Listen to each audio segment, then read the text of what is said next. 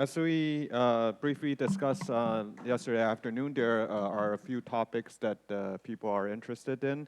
And also, I think you can imagine that it's impossible to put these topics in a talk, to even like address each topic to a proper extent. So today what I'm going to do is I'm going to tell a very long story, 90-minute story.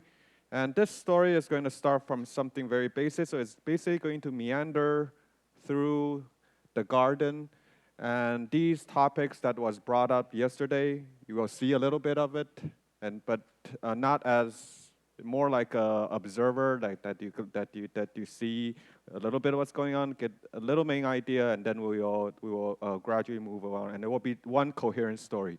So that's what we'll try to do. So okay, so let's begin. So let's begin with symmetry, of course.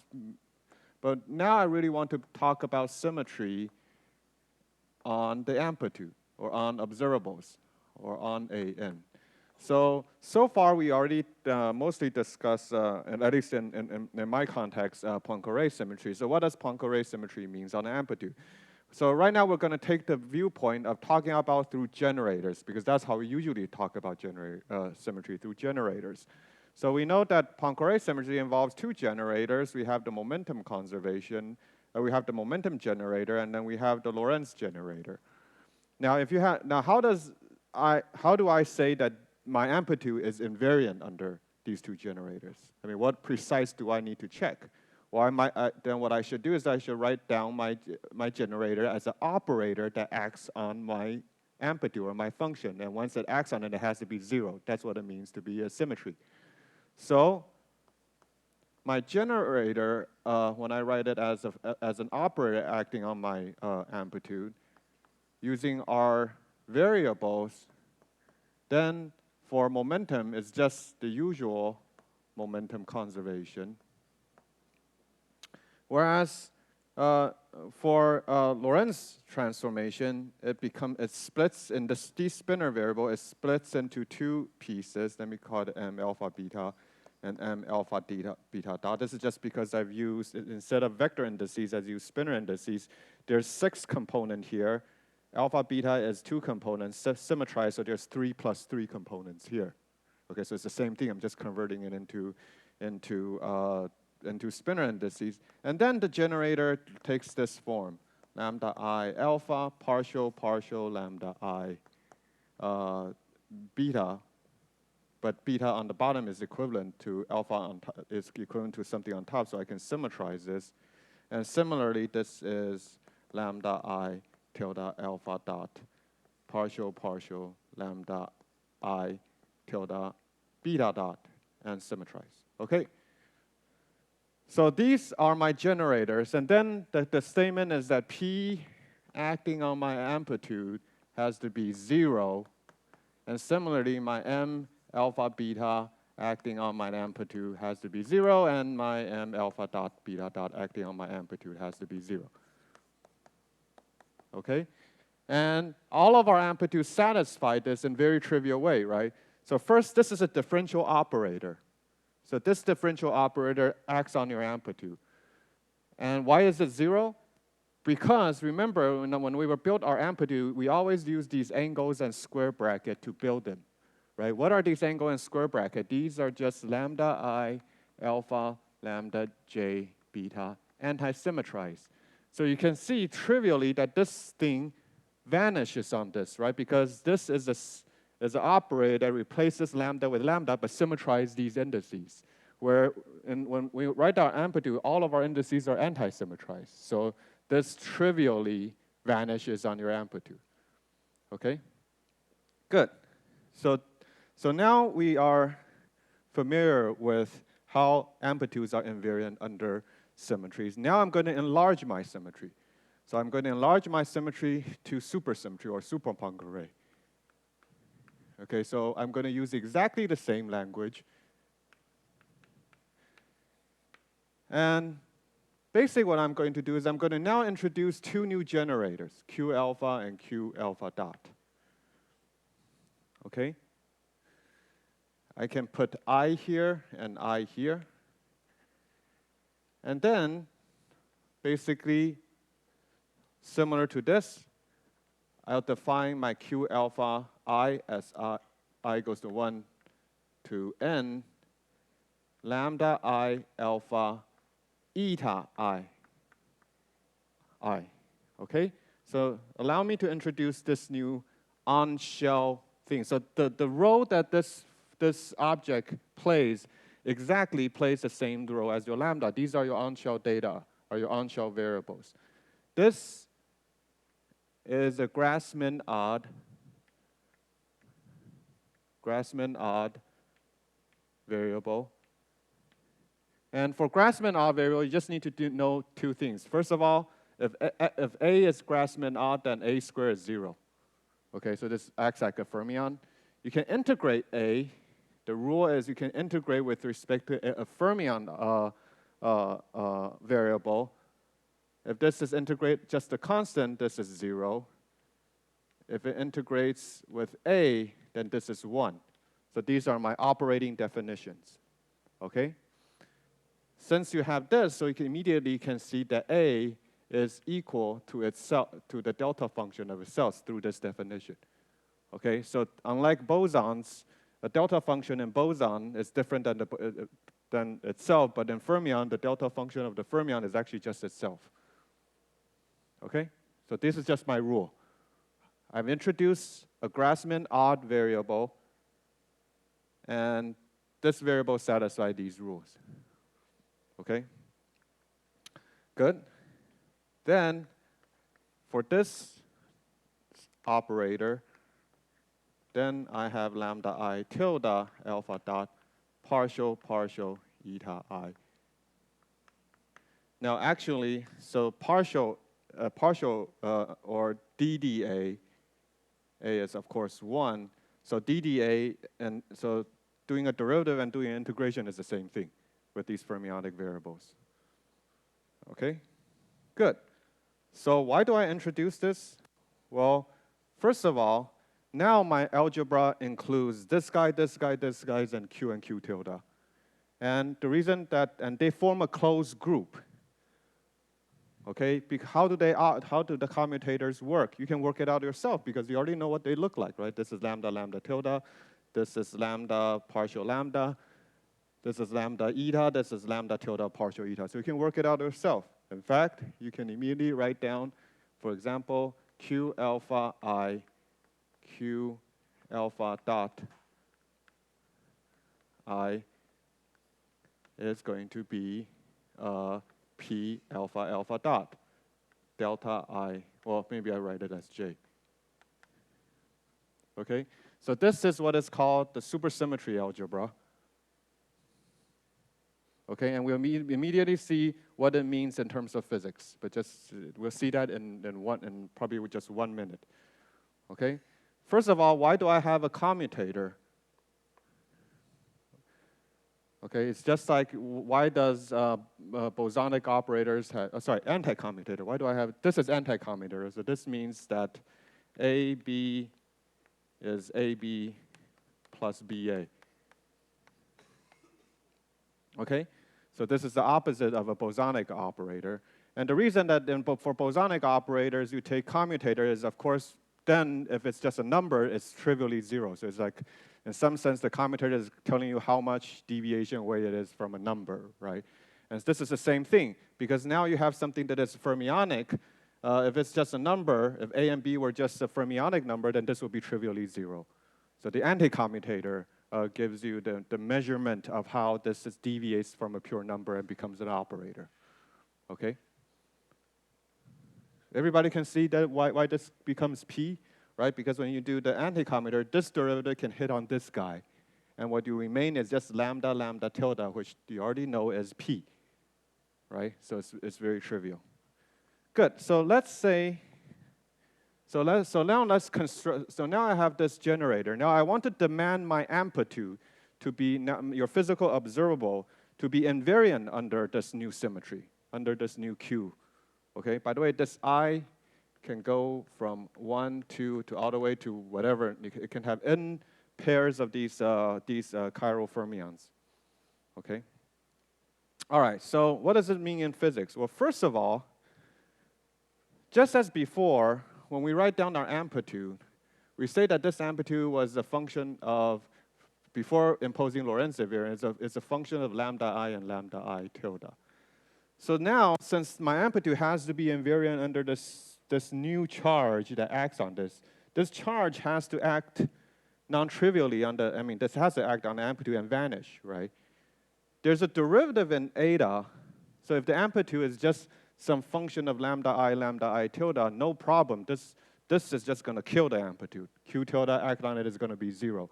Just like this P act on it is 0, M act on it is 0, Q tilde acting on an amplitude that has just lambda I and lambda I tilde is just going to be 0, right? Okay. However, you have this guy. This is just proportional to eta, right? So if that guy acts on your amplitude have to be 0, this immediately tells you that your amplitude has to depend on eta I in some non-trivial way, right? Okay? So this is what you usually call a super amplitude, meaning that now this is not just a function of your kinematic data. This actually, in order for you to define a physical observable that actually satisfies this symmetry, you need to have some non-trivial dependence on this on-shell fermionic variable to begin with. Yes?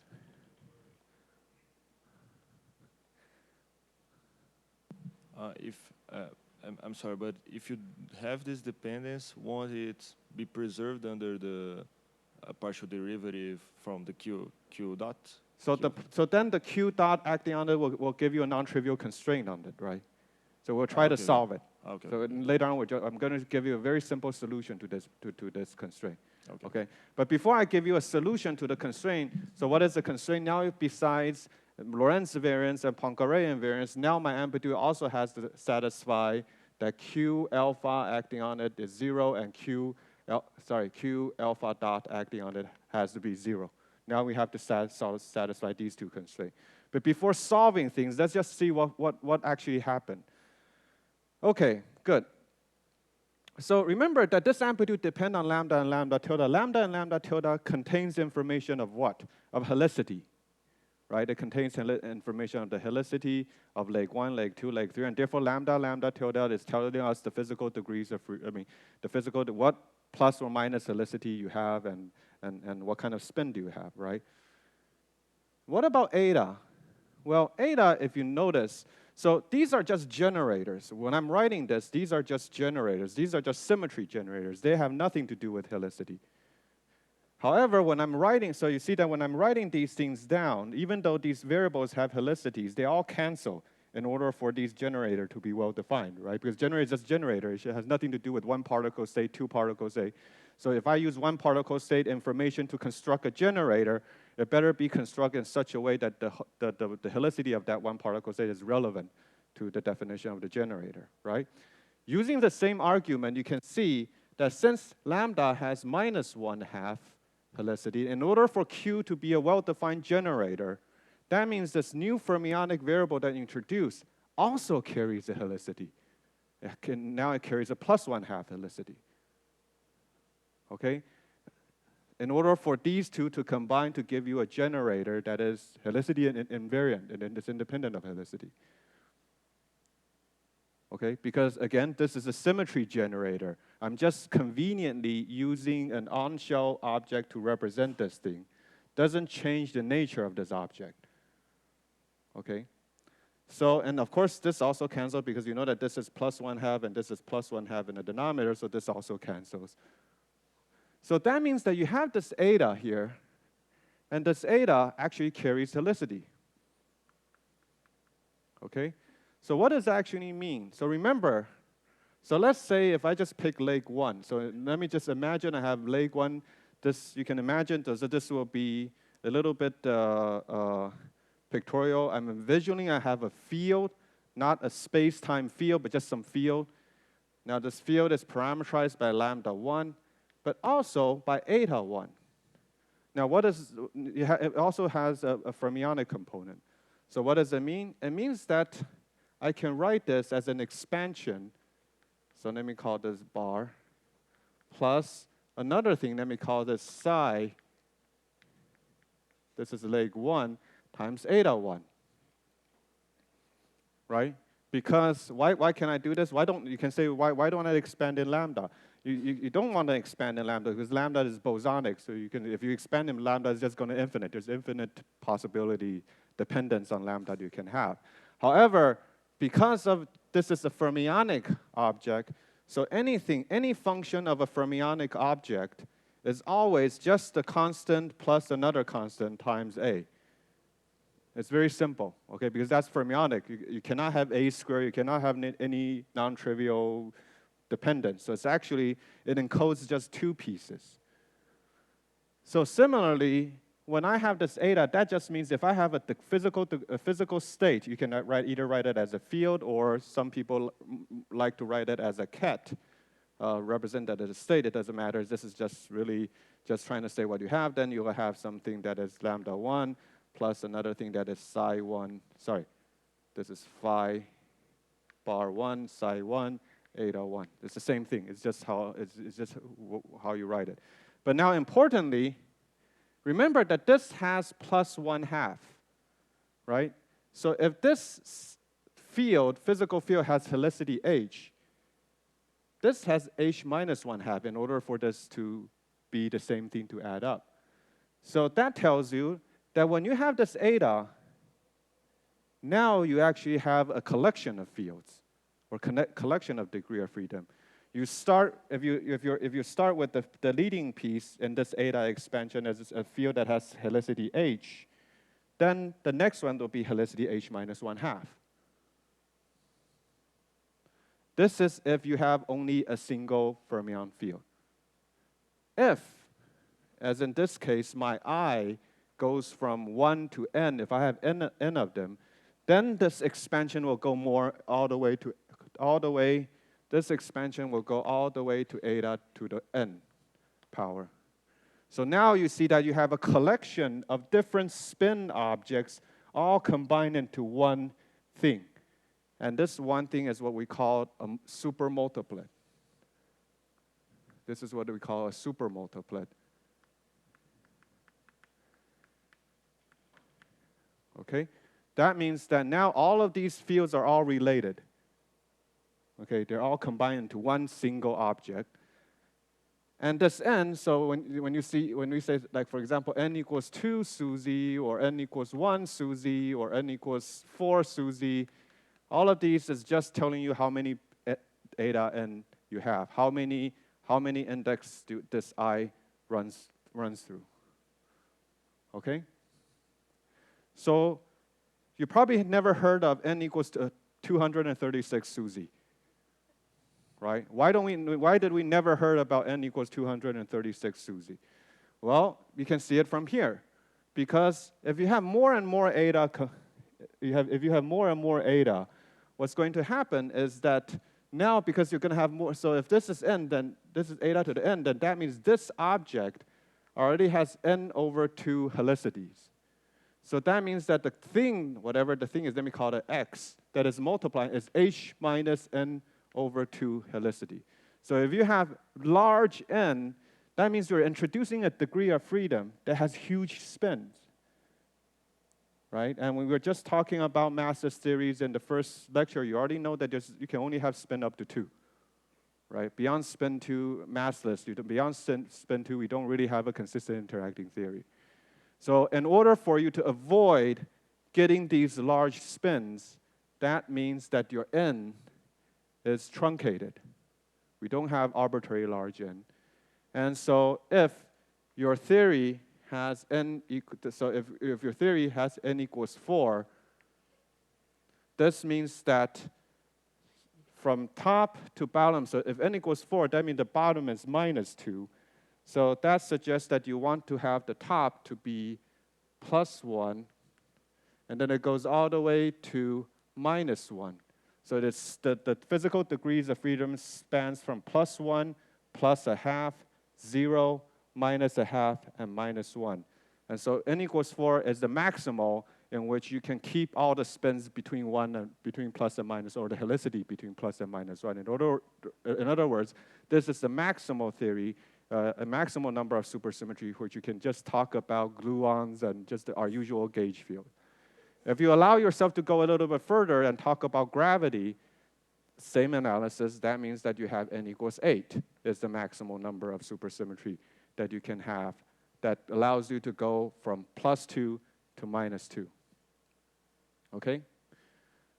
This H, this starting H, what is this starting H? This for lower supersymmetry, this corresponds to what you call, whether you call a multiplet a vector multiplet, or whether you call a multiplet a hypermultiplet or a chiral multiplet.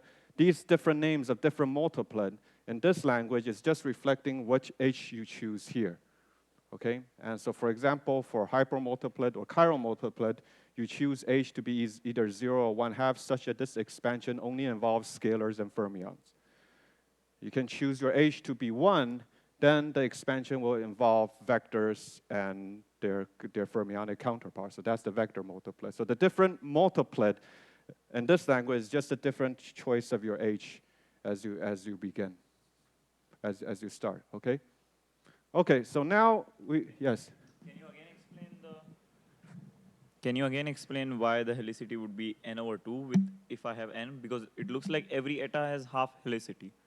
Yeah, so this eta is half helicity, so 2 eta is +1 helicity, right? 3 eta is +3/2 helicity. But I cannot square them though.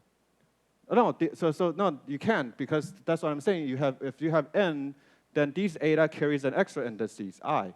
Okay, so I can take Then, eta to the so power when I n. mean by n squared, I really mean n I equals 1 and eta I equals 1 and eta I equals 2. So they're not the same. Okay. Yeah. All right. Okay. So first of all, this immediately tells you that once you have your amplitude that depends on eta, what it actually means is now you're not talking about a theory of just scattering some helicity. Each of these helicity that you're scattering, you're actually scattering a series of multiple, like a bunch of people are actually scattering, and you're just combining them into you can imagine it as you're combining them into a wave packet, except that this wave packet is not combining in a bosonic way, but combining with these fermionic variables. So you just have a collection of fields that are interacting, and this is described by a single amplitude here. Okay? Okay, good. So now let's find the solution. So I'm going to focus on n equals 4. Okay, so let's do this for n equals 4. You can do this for any supersymmetry. And in fact, for any supersymmetry, what is the multiplet? You can just use this eta counting to count how many number of degrees of freedom. So let's do it for n equals 4. So for n equals 4, my eta has eta 1, eta 2, eta 3, eta 4. So maximally, I can put 4 of these things, right? And as I just said before, so then let me say our big superfield, let me call it lambda I, eta I. Then the leading component, as I said before, I want, in order for it to not go over beyond spin 1, the leading component needs to be +1 helicity, right? And then the next one will be, I'm just going to use the same notation because I don't want to invent a bunch of notation for different fields. Then it's going to be +1 helicity with eta, which is +1/2. But then it has an I index here, and then it has an I index here. Okay, so this tells you have a +1 vector, a +1/2 fermion, but there's 4 of them. Right? There's 4 of them here because I runs from 1 to 4. This is a different field. I mean, their spin is different. The next one, obviously, since this is +1, this is +1/2, where this carries the other +1/2. Therefore, the next one has 2 eta I, so that we call it eta I, eta j. So this has +1/2, this has +1/2, so this helicity is 0. So you have 6 scalar hairs because this is I and j. This goes from 1 to 4, and this is anti-symmetrized, right? Because this is anti-symmetric. So you have 6 scalars. And then you go on, you have the 3. This is, let me write it as I, j, k, eta I, eta j, eta k. And this has -1/2. And then you have finally the -1. Okay, so this is the other 4, and this is 1. Okay, so this theory contains your physical degree of freedom of 6 scalars, 4 pairs of chiral fermions, and a vector. So this is what n equals 4 means, and this is, as many of you heard before, this is n equals 4 super Yang mills. Okay? Let's try to write the amplitude for this guy down. So let me try to write the 4-point amplitude. So what is the 4-point amplitude for n equals 4 super Yang mills? I'm just going to directly write it down. I don't know what the Lagrangian is, but I'm just going to use what we've learned so far to write down the answer. Okay, very good. So first of all, the easy part of this answer.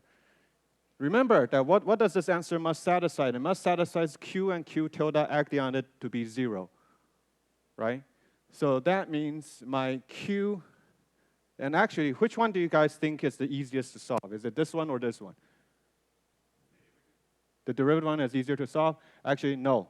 The multiplicative one is the easiest to solve. Remember, just like here, which one was easier to solve? Momentum conservation was the easiest to solve, right? Why? Because a multiplicative generator acts on an amplitude for it to be 0, because this is multiplicative. There's only one way it can be 0.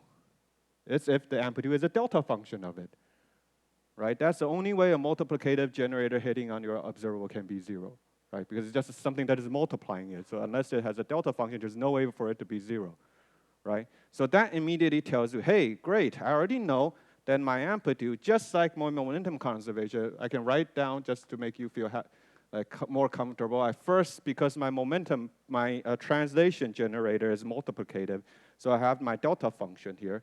Then I also have a delta 8Q. Okay, why is this 8? Because remember, Q is alpha I. There's 2 components here, and there's 4 components here, so there's a total of 8 of them. Okay, so immediately I already know that my answer has to take this form. It has to be proportional to this. For n equals 4 supersymmetry, this tells you that. What does this mean? What the heck is this guy? Well, remember, I already told you that this is a fermionic variable. A fermionic variable, the delta function is itself. So that guy, if you really want to write it out, it's very simple. It's literally just Q alpha I, Q alpha I, and then you do a product I equals to 1 to 4. This is what this means. Okay, it's just the Q multiplied each other. Okay? There's 8 Q's here, so I'm just multiplying them together. You might ask, why are these indices contracted? It's very simple, because if I write it upstairs, let's say alpha and beta is different, then this is obviously antisymmetric in alpha beta. Since it's antisymmetric in alpha beta, you can show that it's equivalent to their contracted. If you don't believe me, you can just put in the indices and you can see. Now, what is Q? Q is this guy here. Right, so Q is this side. So another way to write it is this piece. So this is one way to write it. Another way to write it, which we will use later on, is just sum over I not equal to J, eta I, J, eta J.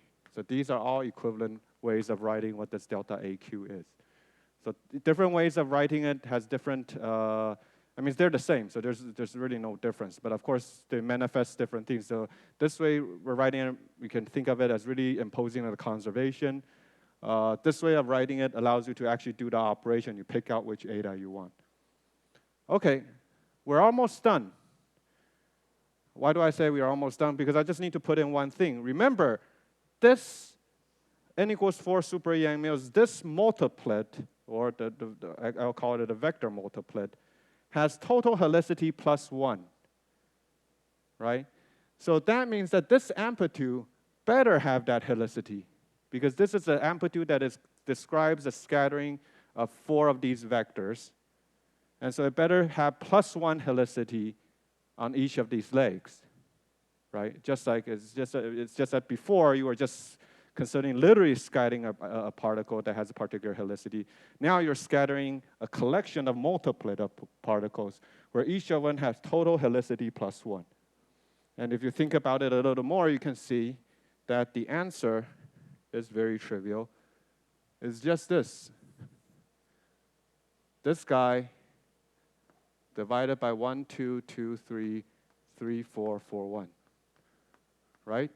Because you have minus, for example, for 1, you have 2 of them here, and they have minus helicity, and they give, each have minus 1/2, but they're on the denominator, and they give plus 1/2. They get plus 1. So you have plus 1 helicity here for 1, for 2, for 3, and for 4. Okay? I can make several other arguments for why this is the case. You might ask, why do I have to put it in the denominator? You know that because I'm scattering this vector multiplet, so this scattering amplitude also obviously contains the previous EMU amplitude that we wrote down. If you go back to my previous lecture, you can do power counting. That amplitude has dimension 0 in terms of momentum. Here, you already know your Q. Each Q factor has carry a spinner there, so it has mass dimension 1/2. So 8 Qs have mass dimension 4.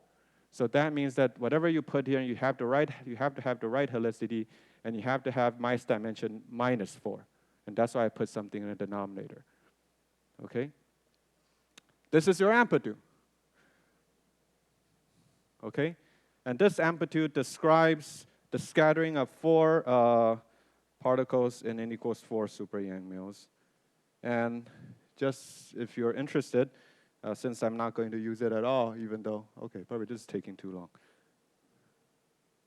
It's just a very simple, stupid thing. Okay, sorry. No. So this is the action of n equals 4 super Yang mills. So you see you have the vector, you have the scalars. The scalar has a non-trivial potential, and then you have a Yukawa-like coupling between the gluino and the scalars.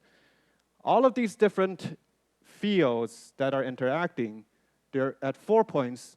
I'm not going to fall down. But now I'm tangled. Oh, it's worse. So at 4 point, all of those things, all the possible interaction that you can write down is just this single object here. Okay, this gives everything. So let's just see how does it get everything. So let's say, okay, so this goes I equals j equals to 4. Okay, so let's say you want, which amplitude you want from like any of these components. Let's say you want like 2 of these things and 2 of these things. Okay, so let's say you want 1 plus 2, plus 1, 2 plus 1, 3 minus 1, 4 minus 1. Okay, how do you get this amplitude from here? Well, if this is plus 1, then it doesn't contain any eta. If this is plus 1, it doesn't contain any eta. But if you want this to be minus 1, you need to have 4 of these eta here. And if you want minus 1, you need 4 of these eta. So you're looking for the term that is here in this whole expansion. You're looking for the term that is proportional, is equal to, let me just write this as a curly 4, okay? And it's equal to curly 4, but you just look for eta 4 to the 4th power and eta 3 to the 4th power. Okay, amongst this expansion, you just look for eta 4 to the 4th power because the 4th leg is a minus, and the eta 3 to the 4th power is because the 3rd leg is the minus. And if you look at this product of 4, you can immediately convince yourself that this will, from here, you'll pick up 3, 4 to the 4th power from this part. And then you just divide 1, 2, 2, 3, 3, 4, 4, 1. Okay, and this is the component amplitude of these scattering. Okay, if you want anything else, if you want this to be plus 1/2 and minus 1/2, then this is still the same. It doesn't contain any eta. This has plus 1/2, so that means you need to pick out that eta from leg 2. So that means that I need the eta 2 from leg 2. This is minus 1/2, which has 3 eta, so that means I need to pick out eta 3 of these eta 3s. And then I need an eta 4 of them. And that will give you 2 vector fields coupled to your gluino, okay, from this single object. Okay? Good. So this is how we work with supersymmetry in an on-shell way. Okay, so we introduce these eta. And you write down the equations that solve this. Oh, by the way, there's one thing I haven't mentioned, which you probably were asking. Okay, so I wrote this Q here, which means that this part is trivially satisfied. What about the differential? Right, what about the differential? Well, the differential trivially satisfied, right? Because remember, the differential is this guy. The only eta dependent is Q. So if this Q tilde acts on Q, what do you get? You get P. But your amplitude is sitting in front of a delta P. So so therefore that solution satisfies both of these. So they're vanishing under both of these supersymmetries. Was there a question? Can you repeat how you exactly pick the correct number of etas? Because I feel like they are always there and just. So this thing, let me just write this out. So that thing, if I really write it out, so it would be product I equals to 1 to 4. This I is the supersymmetry label I. And then this is, for example, this sums over I not equal to J. So there's 6 of them. For example, there's 1, 2, eta 2, I. There's 1, 3, eta 3, I. And there's 6 different combinations. And the one that I'm picking out is this guy. Okay, so in here, because I'm at 4 points, so there's really 6 different combinations. There's just 6 different terms here. And I have a product of 4 of these things because I goes from 1 to 4. So previously, I want 4 eta 4s and 4 eta 3s, right? And the only way that amongst these expansions, the only way that you can produce such a term is as you pick out this piece in each of the 4 copies. This piece in each of the I goes to 1 to 4 copy will give you an eta 3 to the 4 power and eta 4 to the 4 power. And that's why I'm left behind with this 3, 4 to the 4. Okay, we can discuss in detail. I can do it in a little bit more slower. Okay? Okay, so this is the tree amplitude of n equals 4 super Yang-Mills. Now, let's go to loops. We're going to jump very fast. And what we're going to do is we're just going to do the unitarity method that we discussed before. So remember that in principle, that as long as I match the unitarity cut, I can directly construct my loop amplitude. So the one loop 4-point amplitude, so let's immediately go to the loop correction of this theory. The one loop 4-point amplitude, okay? So we can of course do what I said last time. We do generalized unitarity, we fix the box and everything, and go and so on and so forth. But because this theory is so simple, I can just use the standard unitarity to already fix my answer. What do I mean? Remember that in the usual standard unitarity, you basically have that the 4-point, the imaginary part of the 4-point is just the product of these 2 tree amplitudes, right? The 2 tree amplitudes is very simple. It's just sitting over there. And so I just have to label them. The only thing that you need to learn, the new thing that you need to learn is here when we had the cut, we're summing over states. So when you have an amplitude that includes all these states in here, how do we do the sum efficiently? Okay?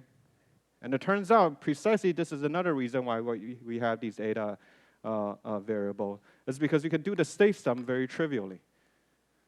So first of all, let me just write the amplitude down. So here, let me again label 1, 2, 3, 4. Oh, sorry, this is outside 3, 4. And then this will be L1, this L1 flows here, and this will be L2 flows here, where this is the internal loop. So in principle, I have delta 8 Q left, meaning that the Q sums over the legs of the left-hand side. And then delta 8 Q right, which means I have sum over the legs of the right-hand side. And then I just divide by 1, 2, 2L1, L1, L2, and then L2, 1. and then multiply by the denominator of this side, L1, 3, 3, 4, 4, L2, and L2, L1. Okay? So this is the product of two amplitudes. However, I need to sum over the states. Right? How do you sum over the states? Well, remember, what is Q left? Let me write down what is Q left. Q left is equal to sum over lambda I, eta I, where I runs from all the legs on the left. So that means I have lambda 1, eta 1, plus lambda 2, eta 2, plus lambda L1, eta L1, plus lambda L2, eta L2. Right? These two legs are the internal part. Right? So, eta L1 and eta L2 controls the dependence of the degrees of freedom in here, or the states of the degree, right? So if after the sum, you already, after this product, I mean, this is like a little bit hand-waving, but this actually works out. If it actually, after you perform the sum, that should mean that the final thing shouldn't depend on eta L1 and eta L2, right, after you perform the sum, right? Because eta L1 and eta L2 controls what the states you have for the internal guy. So if you sum over them, then you don't depend on them, right? So therefore, the state sum is an operation that allows you to remove eta L1 and eta L2. And the most trivial operation you can imagine is integrate over them. There's 4 eta L1s and 4 eta L2. You just integrate over them. So this is what state sum means, okay? So this is also why doing this on-shell way of doing supersymmetry is very useful, because you don't really have to compute the individual components. And when you combine them, you don't need to worry about minus sign, getting minus sign wrong, because everything is just controlled in this eta. Once you integrated your eta, you guarantee that all these minus sign factors of 4 or 6, depending on how many number of species you have, it just directly goes through. Okay, so this is my state sum. So I'm using, again, this lecture is not supposed to be teaching you exactly how to do things, but let you have a flavor of how these things work and what is the argument for why it should work. Okay, the details, of course, will take much longer to actually spell it out. Okay, very good. So if you do this integral, so then you say, okay, then how do I do this integral? Well, I can just use first of all, since this, now I'm going to use the fact that this is just a delta function that enforces the sum of these to be 0, the sum of lambda eta to be 0, and this is forcing the sum of these to be 0. So it will be just like a usual momentum conservation. That means that you can combine this and pull one of them out, meaning that this is just delta 8 Q4, where Q4 is just 1, 2, 3, 4. Okay, just like momentum conservation. You also have a momentum conservation that sum of the 1, 2, L1, L2, and 3, 4, L1, L2. You just combine the two momentum conservation. You can combine it to be 1, 2, 3, 4, and overall. And then you just have, again, you have this integral, L1 to the 4, L2 to the 4. And then you can choose one left, and let me leave behind this Q right. And then you have all those huge denominators in the bottom. This integral is trivial to do because you can just use that now Q is expanded in this form, and you want to pick out 4 powers of L1 and 4 powers of L2, which is just like what we did before when we want to pick out 4 powers of 4 and 4 powers of 3. You just get a bracket 3, 4 on top. So that means this whole integral just drops. This whole integral just gives you a very simple form. And this is just L1, just like that computation. This is L1, L2 to the 4th power. That's all. Just like when we were picking out 3 to the 4th power, 4 to the 4th power, we get this piece. It's just the same argument there. You get L1 and L2 to the 4th power. Yes? Because remember that this integral, you need to pick out 4 eta L1 to saturate this integral. Remember that in each one of these dA, only this is 1. So if I have dA dB, then I need A and B. Okay. Yeah, so that's why you need 4 powers. And just to be clear, there is also a loop integral outside this now, regular. Yeah, but we're doing the, remember, when we're doing unitarity cuts, yes, but when we're doing unitarity cuts, we're trying to construct the integrand. Okay. Yeah. Okay, we're trying to construct the integrand. And then we integrate the loop. All right. Good. Then once you convert it into this form, then I won't go through the, but you guys see me done this multiple times. You just, oh, I multiply this, convert these things. This can be using these spinner bracket momentum constant. This can become ST L1 minus P1, L1 minus P3 square, and then L2 minus P1 square. Okay? Just using these momentum conservation and spinner bracket. And therefore, you see that, sorry, and then you're going to pull out the 1, 2, 2, 3, 3, 4, 4, 1. Okay? So this tells you that the one loop amplitude, the one loop super amplitude is so trivial because you see, I just put these 2 propagators on shell, and I see 2 other propagators. That means that the amplitude is, so A1 loop is just going to be A tree, because this is the tree thing that we just wrote down, times the box integral, times ST. That's it. That's the final answer. It's just a single box integral. Okay? Why do I say that? Because you see I put the unitarity cuts here. I glue the thing together. I see that I reconstruct 2 extra propagators that are sitting here. And therefore, I know that my answer is just going to be a scalar box integral. This is, of course, UV finite. So this is consistent with what we know, that n equals 4 super Yang-Mills is a conformal field theory. As you can imagine, I have A tree times this. I can do the same gluing again at 2 loops. And at 2 loops, you'll see that its answer is just A tree. You just do exactly the same manipulation again, because they're all proportional to A tree. And then it's the ladder integral, again scalar ladder. You just have 2 answers. And this is multiplied by S squared T, and this is multiplied by T squared S. This is a 2 loop. So you can see that you can immediately go through very high loop order without doing any Feynman dot. You don't need to do any gauge fixing, nothing. I'm just doing these unitarity cuts and gluing, and now I'm already at 2 loop order. I can immediately go to 3 loop. You can see that you're going to have tennis court diagrams, and so on and so forth. I'm going to leave this answer here because I'm going to come back to this very shortly.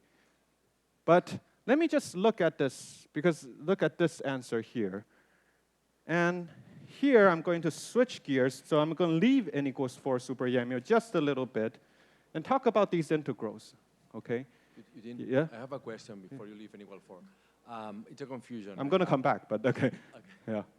No, it's a confusion. So I thought that, so you are not in the, what you said, the Coulomb branch. All the particles are massless here. Yes. I thought that the S matrix is not only that it's UV finite, it's 1 in a Right. conformal field theory. Yes? So what's going on? Yeah, okay. That would be something I want to talk about. I want to talk about infrared divergence now. Okay. Yeah, that these integrals are actually infrared divergence. There are divergence. Yeah, there are divergence. So I want to talk about general, what do we mean by infrared divergence. This is the part of the scenery that we're going to see. Okay, so now let's look at this integral. My claim is that this integral is actually divergent. It's not divergent of UV, because we can just do power counting, right? This has 4 propagators, so loop momentum has L squared to the 4th power. There's no tensor numerator, because these are just scalar box, and therefore you're just doing this with dl to the 4th. Obviously, this is completely finite when the L goes to infinity, right? So there's no UV divergence. However, there are IR divergence. So I want to spend probably 10 minutes talking about what does it mean when we have IR divergence. I mean, why do we have, or more, I want to address why do we have IR divergence. In fact, we better have IR divergence in an amplitude. And it's related to the fact that we don't actually measure amplitude, right? Even though I keep blah, blah, amplitude is observable, but really speaking, we don't measure amplitudes. We measure the cross-section, right? And so basically in a punchline, the reason that the amplitude has IR divergence is because when you're computing the cross-section, there's also IR divergence coming from the phase space integral. And these IR divergence better cancel in order to give you a finite cross-section. But just from this very information, this already tells you that in order for this cancellation to happen, that means that the IR divergence of your amplitude better have a well-controlled structure in order for it to cancel. And the statement will be that the leading divergence, for example, must be proportional to your tree amplitude, okay? And so let's just see why do we have IR divergence. So in fact, for these massless scattering, in general, at least and this is really a property in 4 dimensions. In general, whenever you have some blob scattering, and let's say you just have this subdiagram where you have consecutive massless corners. So these are deadly. And obviously here I have 4 deadly corners. Right? I have 1, I have 2, I have 3, and 4. Right? So whenever I have 2 massless masses, because these are external massless particle come in, so that's why I call it a massless corner. If it was 2 particles come in, then it won't be massless. Okay, but because it's an external massless particle coming in, I call it a massless corner. Whenever you have 2 of these massless corner in your diagram, Feynman diagram, or whenever you have these, then there's a divergence. Okay, and this is a divergence that is infrared in nature, and you can see it very explicitly. So let me just write this out for you, and you can see it. And this will take me 5 minutes. Okay, so let me just look at this part of the diagram. Let me call this L, and let me call this P1 and P2. Okay. So my integral will be dl. So first of all, just for okay. So yeah. So my integral will be dl to the d power. Let's just sit in d dimensions, and then I have L square, L minus P1 square. Let's say L is going in this direction, and L plus P2 square.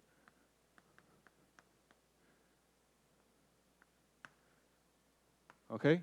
Of course, this has a bunch of other stuff sitting around that is sitting around in this blob, but I'm just focusing on these 3 legs. Okay? And I want to show you that there's a divergence here. And this divergence happens when P1 and P2 are massless. Their mass is external. So for example, again, like I said, these are all deadly corners. So how do you see this? So first of all, since P1 is P2 is masses, that means their momentum is light-like. So I can put and then I'm going to use the light cone frame. So P1 just have non-trivial P1 minus, and let me put, without loss of generality, put P2 and P2 plus. So this is light cone coordinates. So that means that, for example, P squared is equal to minus P plus P transverse square. Okay, so I'm just going to use light cone coordinates.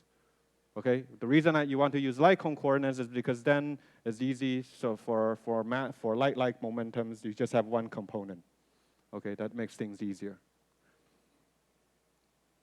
Okay, so if I do this in light cone coordinate, then my integral is going to be dl transverse d minus 2, and I have dl minus and dl plus. And then my denominator simplifies. This is L squared minus L plus P1 minus, so this is very simple. And then there's L squared, and then this is L squared minus 2L minus P2 plus. Okay, so it simplifies. To see that this integral has a divergence, so first of all, there's so-called soft divergence. Okay, and you can see that why does it have soft divergence? Because, for example, you can parameterize your L plus to be T. And in order for the momentum all to scale as the correct power as T squared, I have I rescale everything else with a factor of T. and L also as TL. If I just do this rescaling, then my integral under this rescaling becomes integral dt t to the d minus 1 over t to the fourth. You can just count them. It's t to the fourth. And therefore, this is just dt t. This is only valid when t is very small. So this is phi minus d.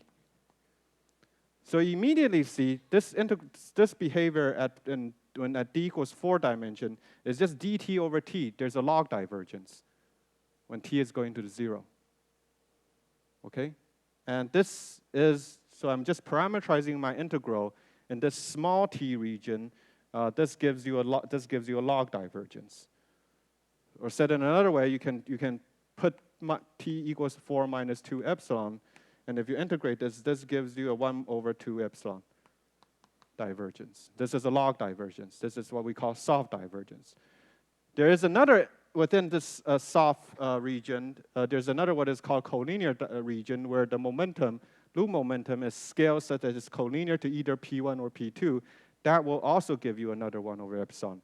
So combining these two, this integral actually has, for any of these consecutive masses corner, it actually have 1 over 2 epsilon square divergence, a soft collinear divergence.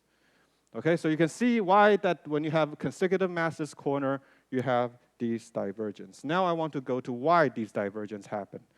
And that comes to the cross-section. So when you compute the cross-section, the differential cross-section, when we compute the differential cross-section, of course, that means that we need to, that this is proportional to sum of your S matrix. So you have, let's say, you have 1, 2, so you have 2 particle scattering. So let's say you have 1, 2 S matrix, some internal guy, and then I, S, 3, 4, for example. And then you need to sum over all. This is the square of your S matrix. If you draw it in Feynman diagrams, then, for example, there's tree level 2 to 2. So there's tree level 2 to 2. So this is tree, product tree. And then there's one loop, product tree. And let me just add these two. And then there's tree, okay, a 5-point tree. And then you need to sum over them. So the reason I'm organizing this is because I'm organizing this according to coupling constant. A tree amplitude, 4-point tree amplitude, has 2 powers of coupling constant. So there's g squared, and so this is g to the 4.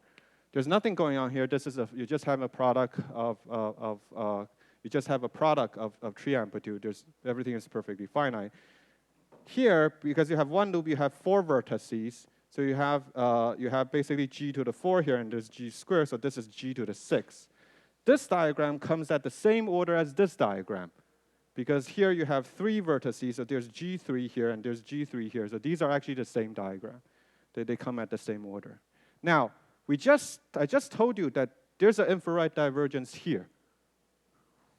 Right? There's a divergent here. Why is there a divergent? The reason is because there's also a divergent here. Because remember, when you're supposed to compute your cross-section, you're supposed to integrate over all the internal. So this phase space, you need to integrate over the phase space. And when you integrate over this phase space, for example, this leg is going to go, you're going to integrate over this leg where it goes into the collinear region, where it becomes collinear with this leg, and this gives you a divergent. This divergent is canceled by precisely when we draw this as a box, it precisely cancels against the divergent of this loop momentum becoming collinear with this guy. Okay? So in order for this to give you a finite cross-section, it better be that your loop amplitude has infrared divergence, have these collinear divergence, because it needs to cancel against the collinear divergence that you get from the tree amplitude. Okay? So this, of course, this discussion is really just about any gauge, any massive scattering, you're going to have this problem. What Joanne was asking was really that another problem which people generally ask is that I'm talking about the scattering amplitude of n equals 4 super Yang mills, where people know that it's a CFT, right? And so CFT, there shouldn't be really asymptotic space. There's no distances in the CFT, right? So why is it that I have these? Or why is it that I'm looking at these divergent integrals? Because in principle, all of these, once you combine everything should be just one because it's a CFT. Of course, as Joanne probably know, that these amplitudes, we can also define these amplitudes as an amplitude on the Coulomb branch because of that scalar potential. You can move on to the Coulomb branch, give the scalar a small vev. That will introduce a mass. There's a very simple relation between that mass-regulated scattering amplitude and this kind of dimension-regulated amplitude. And that will, and we can consider amplitudes in the mass-regulated version.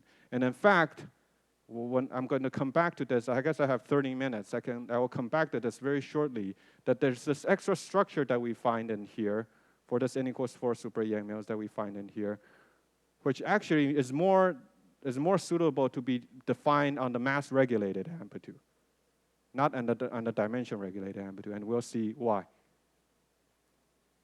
Okay, so there's nothing wrong with infrared divergence. Infrared divergence happens, but the fact that it has to cancel within the cross-section actually tells you something important about the infrared divergence, is that it has a well-defined, it has a well-known structure. For example, we know just from this analysis that the one-loop infrared divergence has to be proportional to tree amplitude in order for that cancellation to even happen. It has to be proportional to tree amplitude. And this statement that the infrared divergence has to be proportional to tree amplitude is actually, so this is a little bit history. Some of you might have heard of this before, this famous BCFW recursion relation, which gives you, starting from, if you tell me what the 3-point amplitude, you throw in the computer, this recursion relation generates the entire endpoint scattering amplitude. This was discovered precisely by just what I just said, that the infrared divergence has to be proportional to a tree amplitude. Okay, so how did this come about? So again, this is about telling a long story that is going to touch many things. So I already said that infrared divergence should be proportional to tree amplitude. So since, for example, that means that whenever you have these two massless legs,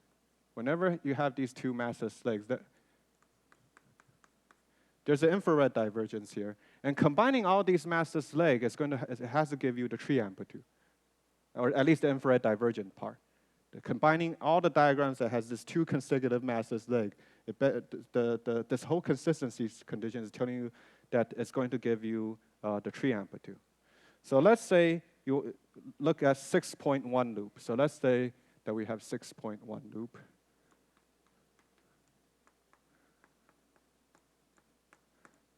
Okay, that means that, first of all, I already have two legs, which are massless. Then I just have, let's say we consider box. Then I can just distribute my remaining legs. For example, I can do it like this. I can do it like this.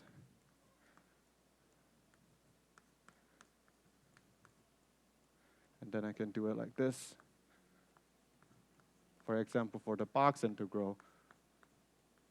Okay? So at 6 point, for example, for these massless legs, I have these three different topologies, right? And the point is that infrared divergence of these integral, you have to sum up to give you 1 over epsilon squares times the tree amplitude. But you already know. Well, how do you compute this, the coefficient of this integral?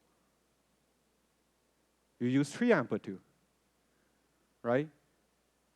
So that tells you that the 6-point tree amplitude, I mean, these are just 3 points, so the non-trivial thing is here, should be written as, for example, this coefficient will be, besides these two, will be the 3-point times,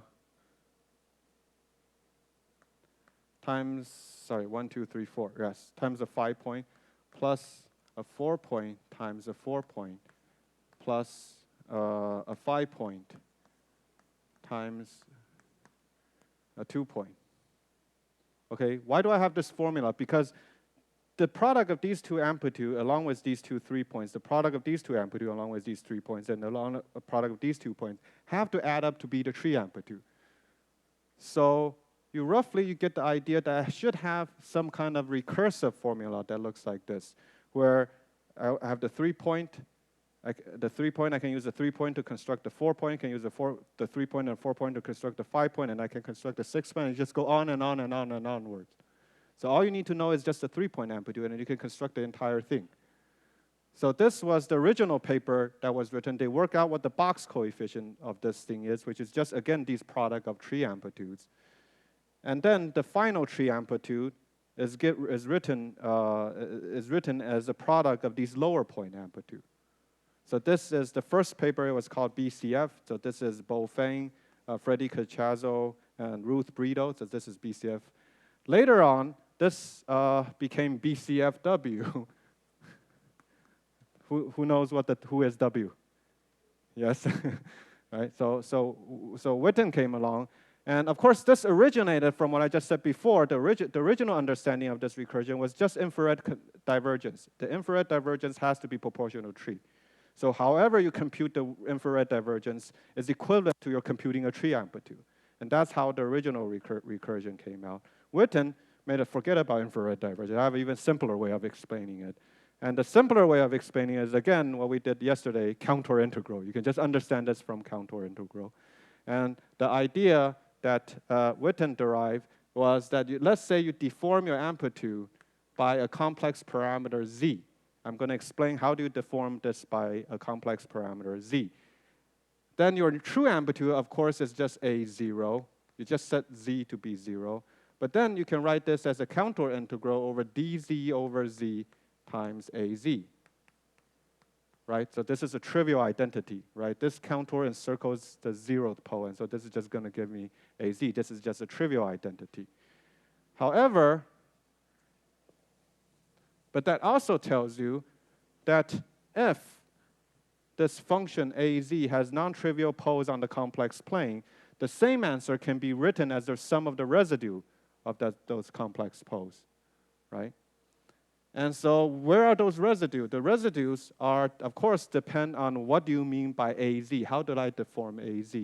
So BCFW, the way that deform AZ is to let's consider you choose whatever legs you want. Let me choose P1 and P2. You can choose any other leg. I'm going to deform it by P1 plus ZQ and P2 minus ZQ. Okay, I'm going to do this deformation. The reason I do this deformation is obvious because then momentum conservation is preserved. And furthermore, if I let Q times P1 equals to 0 and Q times P2 equal to 0, and Q squared is equal to 0, then this will also make the on-shell condition still preserved.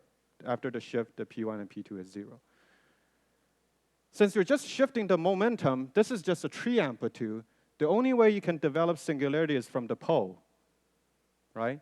So this tells you that AZ, this immediately tells you that AZ on the complex plane, each one of these poles corresponds to a factorization channel where the two shifted legs are on different sides. Because if the shifted legs are on the same side, then the Z just cancel out. So in order for this to have a non-trivial pole in Z, the two legs have to be on different sides. And so you just sum over all of these residue. That immediately gives you this picture, this recursion relation. Okay, because each of these residue corresponds to a picture that looks like this. Okay, and so this is the famous BCFW recursion relation, and this gives you a recursive way of writing down the tree amplitude. Okay. Good. Now for the final 15 minutes, we're going to continue this story about this recursion relation. Because notice, that means that the same tree amplitude, I can choose either to shift leg 1 or leg 2. Or I can choose, or you can choose to shift leg 1 and leg 3, or leg 4 and leg 5. You can choose whatever. You can have a choice. Everyone in this class, even for 6 point, there's sufficient number of legs for it. Well, not really. I probably need a little bit more. But there's a sufficient number of choices at certain points where everyone can choose their own favorite shifts. And everyone is different. But all these different shifts all gives exactly the same answer. And it's in the early days when this BCFW came up, of course, this give you an efficient way of computing what exactly is the tree amplitude. But when you look at it, it's very weird because it used to be just Feynman diagrams, and you give it the Feynman diagrams compute the amplitude. Now you have these infinite, large class of representation of exactly the same amplitude that you don't really know why are they the same, except that you plug in numerics, and then you plug in the momentum data, you push /n, you get the same numerical answer. But if you just look at the analytic form, there's no reason, there's really mysterious why these things add up to the same thing. Of course, you can see that the reason that they're the same is just Cauchy theorem, because I'm just doing a contour deformation, and depending on how I'm doing the deformation, I'm still getting the same thing. But this explanation was a little bit unsatisfactory for many people that feel there should be a more fundamental, visceral way of understanding why you have these different representation. And this final thing will be the final story that I want to talk about in the last 15 minutes, which is why are these different recursive representation of your amplitude, which stems from consistent infrared divergent, actually give you the same answer? Is there a better way of understanding it? And to answer this, I'm going to use n equals 4 super Yang Mills. So I'm going to come back to here. And so the story now comes back to this integral that I left behind on my blackboard. And so in the early days when people started computing, yes, this was so simple. They can compute to higher loops. Of course, as always in physics, when you compute an answer, that's really only the beginning. You want to understand your answer, not just that this is how it looks like. And people notice that this integral has a very weird property. So in order to see this property, let me just switch coordinates. Instead of momentum, I'm going to label these as if they're they're regions. So let me call this y1, let me call this y2, let me call this y3, and let me call this y4. So if you just write this out, and each propagator here will be the difference of 2 points, so this will be ya. Let me call each propagator the difference of these 2 points. Then this integral is just dya to the 4th power, because there's a loop integral here, and loop degrees of freedom is now ya. And then this is just ya1 square, ya2 square, ya3 square, ya4 square, and then y13 square, y24 square. This 13 is s and 24 is t, because 13 and 24 gives you s and t. For those of you who've learned a little bit about conformal symmetry, you'll notice that this is actually conformal invariant. This integral here is actually conformal invariant. All these points, the weights of each point, there's 4 a's here. They cancels the ya to the 4th power. There's 1, 2, 3, 4, cancel exactly 1, 3, 2, 4 here. You can do it as an exercise. You can try to write this integral in exactly this form. And then you'll realize that this integral, when you write it in this form, is also conformal invariant. So there's actually a hidden symmetry here. And this symmetry is completely invisible from that action. Why? Because you see the symmetry acts on these A variables, which are not momentum, right? So in the momentum way of saying things, these variables are very non-local. So you cannot see this symmetry using a Lagrangian action point of view. Okay, it's really when you construct the observable, you observe the observable, you realize the observable has this conformal symmetry. Of course, can you prove that this symmetry persists? And yes, you can prove that now I mean, this was proven long ago, that actually this conformal, this is what is called dual conformal symmetry, because it's dual. It's not the conformal symmetry of the original action, the usual space-time conformal symmetry, but actually a dual version of that, because it acts on these regions which are not space-time regions. And these dual conformal symmetry is valid for n equals 4 super Yang-Mills for all loop border to any arbitrary points. And so this is the symmetry of their theory. So what does it have to do with my recursion relation? Well, since you have dual conformal symmetry, so you have these conformal symmetries, so it's more natural to think about, to describe conformal invariant objects using twistors. Okay, so somebody asked, I don't know if that person is here, you have to take responsibility. So the natural way to describe these conformal invariant objects is instead to use a twister. You don't have to worry, it's not very complicated, it's just that, I mean, as you can see on our very beginning, when we say that P is equal to lambda lambda tilde, M is equal to lambda partial lambda tilde. If you want to extend this to conformal group, so lambda, if you want to extend this to the conformal group, you have a conformal boost. That is just partial lambda tilde. So you see that if I use lambda and lambda tilde to describe my generators P, M, and K, it's very asymmetrical. The P part is just multiplicative. The K part is a double derivative. So then the natural thing for you to do is to do a Fourier transform on lambda tilde.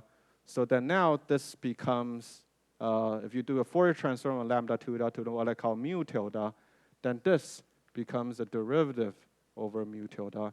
And then all of your generators become all of the generators just become linear derivatives. So that's in some sense what twister is. So twister is instead of lambda lambda tilde, you do a Fourier transform to lambda mu, where mu is the Fourier conjugate of lambda lambda tilde, and therefore you can form a 4-spinner instead of a 2-spinner, where the top component is lambda and the bottom component is mu. So if you do this, then you can manifest this conformal symmetry. And let's go back to our BCFW. So here, this is the 6th term that I wrote down. The 6th term that I wrote down over here, you can see that there's 6 terms in my BCFW diagram. So this is particular shifting 1 and 2. That means that your 6-point amplitude has a representation where it can be represented as 3 terms summed together. You can just compute what these terms look like. So in the bottom, each term look like that spinner bracket, okay? And if you choose a different leg, you're going to have a different representation. Now, I'm going to switch from this representation to the twister representation. And it's the bottom one. So this was, so here, in the original spinner space, it's still a little bit complicated, but in the bottom one, it looks very nice. It's just a bunch of 4 brackets. There's a chi here, which is related to the fact that this is a super amplitude. I'm doing n equals 4. But this is a very simple form. And so it's a bunch of M1, M2, M4. All of these different shifts of BCFW is just this simple form here, a sum of this simple form. Okay, so you can take a look at that simple form. And for the final 10 minutes, I'm keeping track of time, okay? So no worries. So I'm going to tell you what those 3 terms actually mean. So we're going to go back to middle school. And you'll understand what those 3 terms actually means. So if we go back to middle school, and the teacher tells us that, hey, I give you on a plane, I give you 3 points, x1, x2, x3. I give you 3 points. Please compute the area of this triangle. Okay, so let's compute the area of this triangle. So this point is a 2-dimension vector. Of course, there should be a nice way of computing the area of this triangle, which doesn't break the permutation invariance of this x1, x2, x3. These should be on equal footing. The formula that you will write down is 1/2 determinant 1, x1, 1, x2, 1, x3. Okay, this gives you the area of your triangle. The absolute value of this gives you the area of triangle. Of course, the nice thing of this is this manifests. It doesn't matter what you call 1, 2, 3. Okay, this gives you the area of the triangle. Now I can write this in a more, of course, this one here is a little bit tricky. It makes it look like this top component is fake, right? Just in order for me to write this up. So you can actually write this in a more invariant fashion. So let me define big x1, big x2, which is just 3 component. And I'm going to write it like this: determinant x1, x2, x3. And I'm going to divide by x0 dot x1, x0 dot x2, and x0 dot x3, where x0 is just 1, 0, 0. Okay? And you can see that when I write it in this form, this is completely equivalent to this form. Okay, it's just picking up the last 2 components. But this form has a very nice feature where this x1, x2, x3 is just 3 components. Now I don't have to say that the first component is 1 because I can always, this has a scaling invariance. If I scale x1 by row, this scaling will cancel. So I can just always use scaling to rescale this to 1. Okay, so this has a very nice feature. So this is formula version 1, formula version 2, and now I'm going to use formula version 3, which is that instead of using points to talk about my triangle, I can use lines to talk about my triangle, right? The triangle can also be defined as the intersection of these 3 lines. Okay, so let me call this line 1, 2, let me call this line W3, this will be W2, this will be W1. So any point on these 2 lines, any point on this line, which is W3, so if any point on this line should satisfy, so let's say if, so I don't need to use this anymore. Okay, I have 5 minutes. I'm going to end in 5 minutes, so really I'm getting there. So any point on this line, I can write it as if let's say x is on the line x1, x2, then x computed, then if I take the determinant of x with x1, x2, it's going to be 0, right, if it's on that line. Right, if it's a linear combination of x1, x2, right? So that means that if I call W3 this line, my W3, I can write it as W3, I can write it as the index I, and this I is just epsilon I, j, k, x1, I, x, j, k. Okay, then by being on that line, it just means that W3I times xi is 0. So that's this equation here. Okay, so my W3, I can convert it into this way. And of course, then you have the inverse map, which tells you that x1 can also be described as W2 intersecting W3. So you have the inversion. So x and I is epsilon I, j, k, W3, j, W2, k. So basically what I want to say is that you can either choose to use points to represent the area of your triangle, or you can also use line to represent the area of your triangle, where the line is defined with respect to the point, or the point is defined with respect to line. So if I use the line version, then this is the point version. If I use the line version, then this is, if I just use the line version to represent this, then this is very simple. This is determinant x0, w2, w3, determinant x0, w1, w2,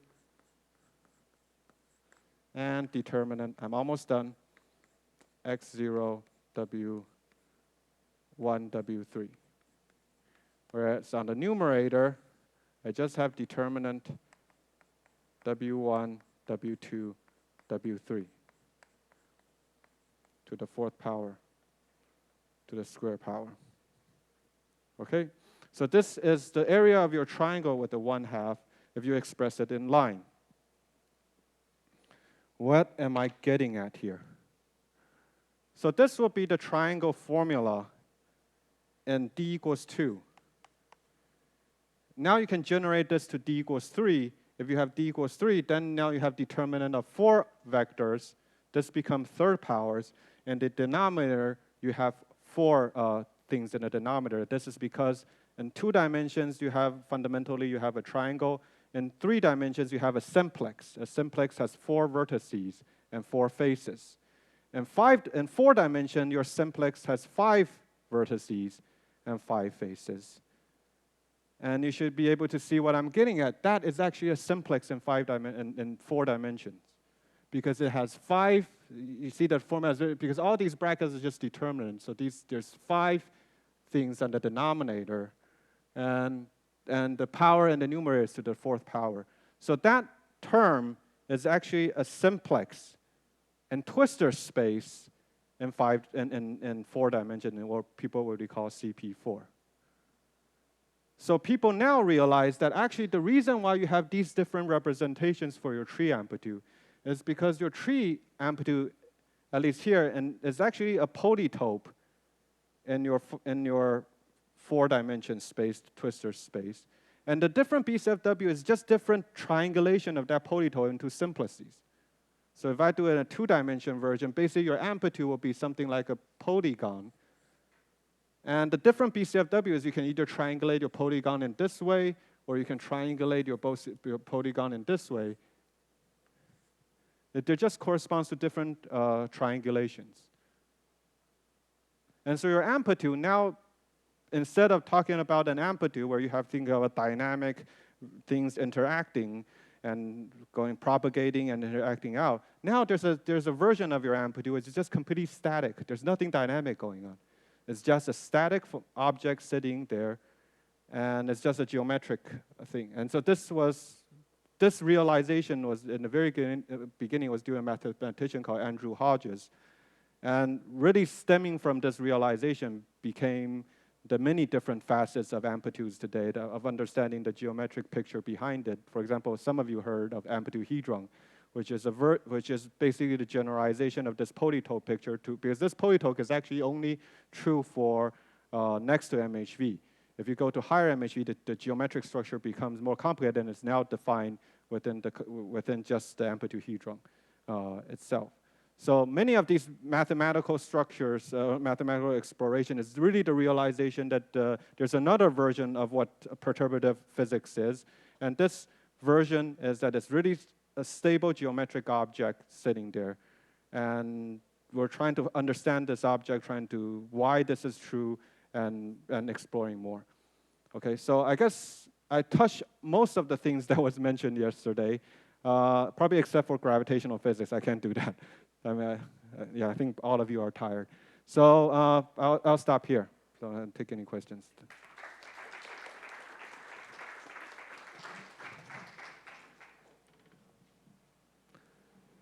Questions? Yes, please. Why are the different BCFW relations giving the same amplitude then? Like, there are different triangulations. But the they area add is up the to the same thing, right? When you have different triangulations, you're adding up to the same thing. So basically what I'm saying is that this polygon, the 2-dimension version of this picture, is that the amplitude is really a polygon. So area is the amplitude? Yes, the area, exactly. So actually, that's a very important question. What is actually the area or the volume that the amplitude is computing? And basically, yes. So basically, this area is the amplitude. And previously, when Witten was doing these different BCFW shifts, it gives a different representation of the same answer. The reason why they're actually the same answer is you can view it as a very simple picture, is that the different shift corresponds to a different triangulation of this area. And of course, different triangulations always add up. And of course, we can do almost infinite number of triangulation. For example, a very interesting question would be, well, actually, we kind of know the answer, but like, so what would be the Feynman diagram triangulation? Right, so Feynman diagram obviously is adding up to to the amplitude as well. So how does Feynman diagram look in here? And actually, if you think about how Feynman diagram looks like in here, it's actually very complicated because one of the things about triangulation being simple is that each term, each one of these pieces never overlap. You can envision that you can have complicated way of computing this, where you have some terms that you compute, for example, this area, and then you compute this area, and then somehow you subtract out this overlapping area. That's actually what Feynman diagram is doing. Okay, it's trying to compute this area in a way that in some sense give you this nice Feynman diagram picture. But that's why Feynman diagrams, when you compute things, you often see that you just keep getting cancellations. Why are you getting all these cancellations? In some sense, you can say it's something that is doing something like this. Thank you.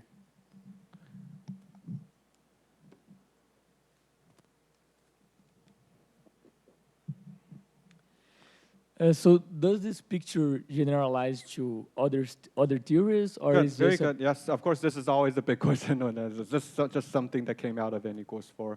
So it depends on what you mean by this picture. So just purely in terms of the amplitude-hedron picture, this is generalized to for the scattering N=4 Yang mills as the correlation function of N=4 super Yang mill, as well as a three-dimension theory. I don't know if people know about like ABGM theory, which is also a superconformal theory in 3 dimension. But this concept of geometry that is not strictly the amplitude-hedron, but another type, which now is it's generalized to ordinary Yang mills 5 cube. And for ordinary Yang mills, this is one of the, if you go to an amplitude conference these days and you hear Nima and his collaborator talking about is basically a new way of doing describing geometry associated with factorization that gives you not only Yang mills and as well as Yang mills with matter, but also the loop level integrand. And actually, there's very many fascinating things about these kinds of representations. For example, the integrand representation of this can actually give you something that is actually gauge invariant.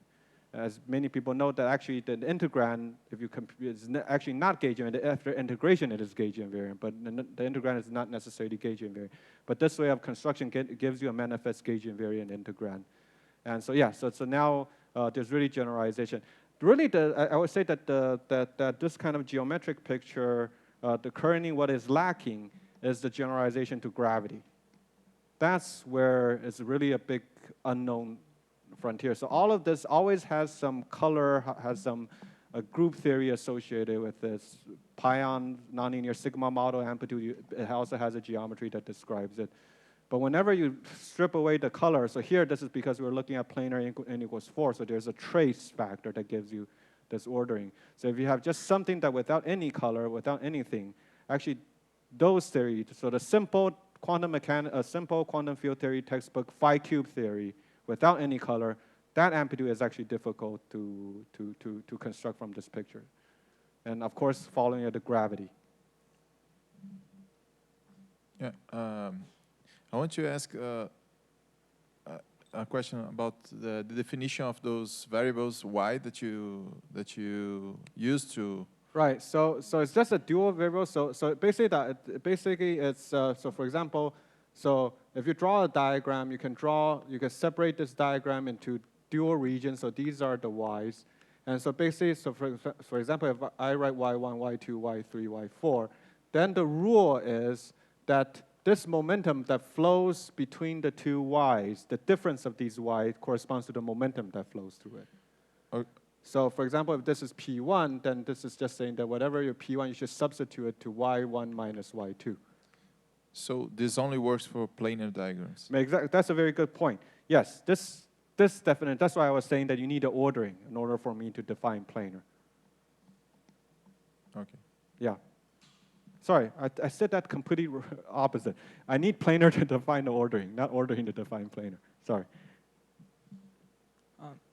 So you mentioned that this picture only works next to maximally helicity violating amplitude, or no, any Okay. order. No, Yeah. it's just no. This yes. So for next to maximal helicity, the geometry is a polytope. Beyond that, the geometry becomes a hedron. So that's what the amplitude hedron comes from. That's it. And yeah, we can discuss what is a hedron. So this is a mathematical object. Yes.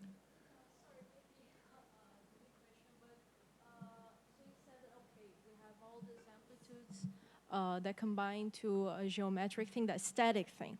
But that's for a fixed energy, for example, right? A fixed dynamics, right? So could we imagine that? No. So what I'm really saying is that this function f, so going to our first lecture, we say that we have an amplitude, and this amplitude is a function of these, for example, these spinor variables. I'm talking about this function. You can view this function to give it a dynamical meaning where this function is characterizing some momentum coming in, propagating, and some momentum going out. You can have this dynamical picture for this function. Okay. Or for this picture, it's not dynamical. It's just a function that is describing the volume of some area. This is non-dynamical picture. In this sense, non-dynamical, not the physics sense, whether something has time dependence or not time dependent. I'm just talking about the picture. This is, in the end, it's the same answer. Yeah. This answer, you can compute it giving a physical dynamic picture that looks like this. Or I can compute exactly the same answer by computing just, there's no dynamics in this picture. This is just some geometry here, and you want to compute its volume. And these two things give you the same thing. These two pictures. So that's really the remark, that there's this extra picture sitting there. I see. Okay. No, I was just thinking, oh, what if we wanted to understand how our, for example, different regimes of energy, how we would change, for example, I don't know, for example, an amplitude computation, how we would encode that, but yeah. Oh, that's a very good question. Yes, that's a very good question. So I mean, basically, another way to rephrase it is that you have different kinematic regimes. And for example, you have the physical regime, unphysical regime. I have a function. If I continue from analytic continue from one regime to the other regime, what is the correct continuation and so forth, and how do I read it off in this picture? That's a very good question. And actually, I'm not aware if this is really well addressed. So usually this geometric picture is actually defined in what is called a Euclidean, or they call it the positive regime.